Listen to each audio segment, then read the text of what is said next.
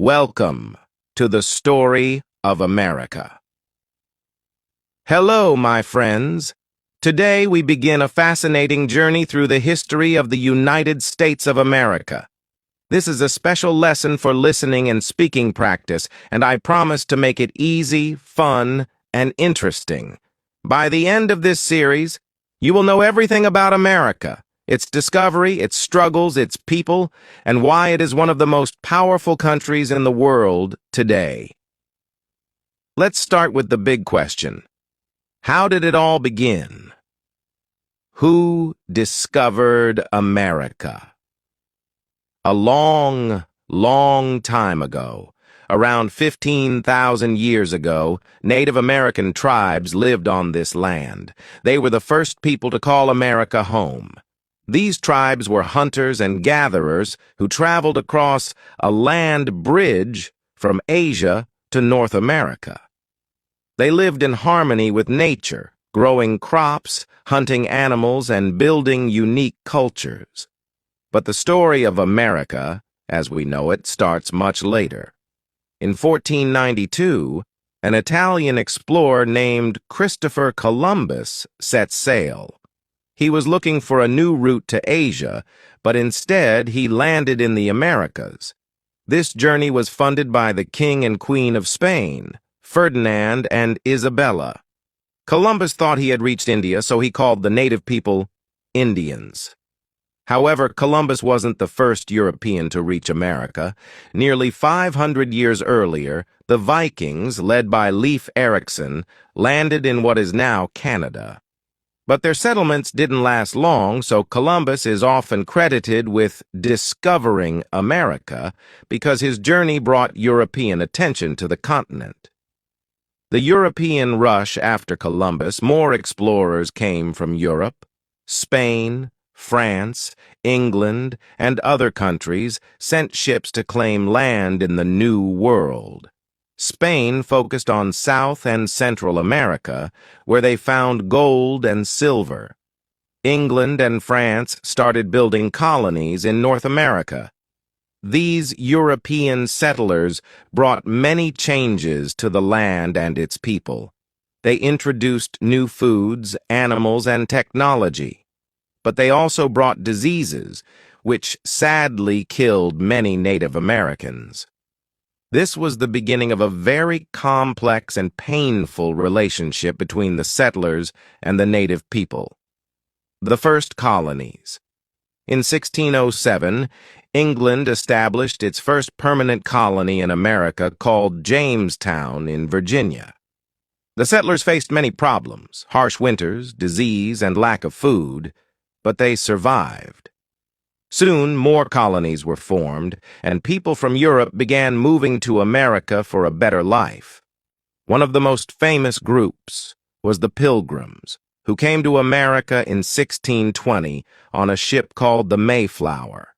They were escaping religious persecution in England and wanted freedom to worship as they wished. They landed in what is now Massachusetts and celebrated the first Thanksgiving with Native Americans who helped them survive. Why was America so important? By the 1700s, America became a land of opportunity. People came from all over Europe because they believed they could find freedom, land, and a new life here. But this new beginning wasn't easy. Different countries were fighting for control of America, especially England, France, and Spain. By the 1700s, there were 13 colonies along the east coast of what is now the United States.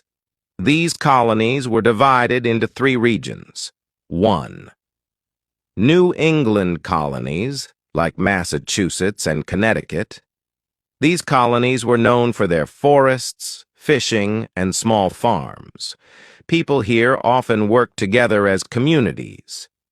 2. Middle colonies, like New York and Pennsylvania. These colonies were known as the breadbasket because they grew lots of wheat and grain. There were also many different cultures and religions here. 3. southern colonies like Virginia and Georgia. These colonies had large farms called plantations, where crops like tobacco, rice, and cotton were grown. Much of the hard work on these plantations was done by enslaved Africans, which was a tragic and cruel part of America's history. Life in the colonies. Life in the colonies wasn't easy. People had to build homes, grow their own food, and survive harsh winters. Families worked hard, and children often helped their parents on the farm. Schools were rare, and only a few children learned to read or write. But the colonies were also full of hope. People came here because they wanted religious freedom, land, and opportunities they didn't have in Europe. Some colonies, like Pennsylvania, were even founded as safe places for people of all religions. Conflict with Britain. Even though the colonies were in America, they were still ruled by Britain. The King of England, King George III, made the laws for the colonies, and the colonists had to pay high taxes to Britain. The colonists started to feel angry. They didn't have any say in the British government, so they said, "No taxation without representation." This means they didn't want to pay taxes unless they could have a voice in making the laws. One famous example of this anger was the Boston Tea Party in 1773. Colonists dressed up like Native Americans snuck onto British ships and threw boxes of tea into the water. They were protesting a tax on tea. The road to independence. By the mid-1700s, the colonists were tired of being controlled by Britain. They wanted to be free to make their own laws and decisions. In 1775, a war began between the colonies and Britain. This was called the American Revolution. The colonists were led by brave leaders like George Washington, who became the commander of the American Army. Another important figure was Thomas Jefferson, who wrote a very famous document called the Declaration of Independence. This document, written on July 4th, 1776, declared that the colonies were no longer part of Britain. It said that all people have the right to life, liberty, and the pursuit of happiness. This was a bold move because it meant the colonies were now at full war with one of the most powerful countries in the world. The war was tough. The British Army was big, well-trained, and had lots of weapons. The American colonists were farmers, shopkeepers, and regular people with little training. But they had something important: a strong belief in freedom. They received help from France, which provided soldiers, weapons, and ships. After years of fighting, the Americans finally won an important battle in Yorktown, Virginia, in 1781. 2 years later, in 1783, Britain officially recognized the United States of America as an independent country. The United States is born after the war. The leaders of the new country wrote the Constitution, which is a set of rules for how the country should work. They also elected George Washington as the first president of the United States in 1789. This was the beginning of a new country built on the ideas of freedom, equality, and democracy. However, these ideas didn't apply to everyone at the time. Enslaved people, women, and Native Americans were not treated equally, and it would take many years of struggle to make progress toward true equality. Now that the United States of America was born, it was time to grow. But this growth wasn't simple. It involved new opportunities, difficult challenges, and a dark chapter in American history: slavery. The expansion of the United States. After the War of Independence, the United States was still small. It was made up of just 13 states along the East Coast, But Americans had big dreams.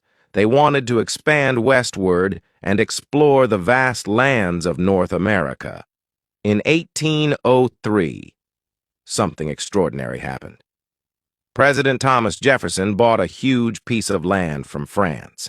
This was called the Louisiana Purchase, and it doubled the size of the United States.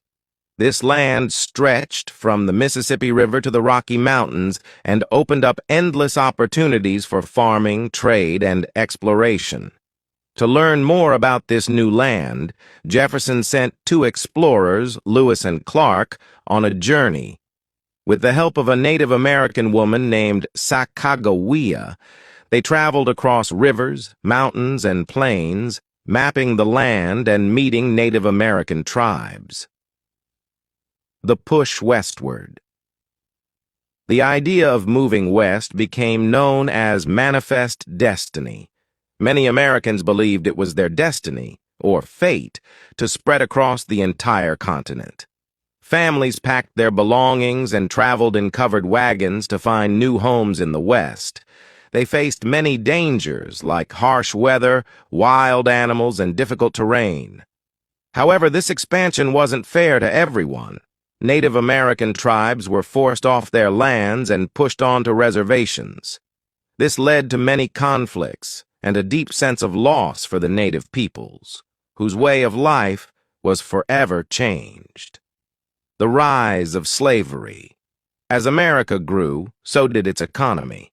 The southern states became wealthy because of large plantations that grew crops like cotton and tobacco.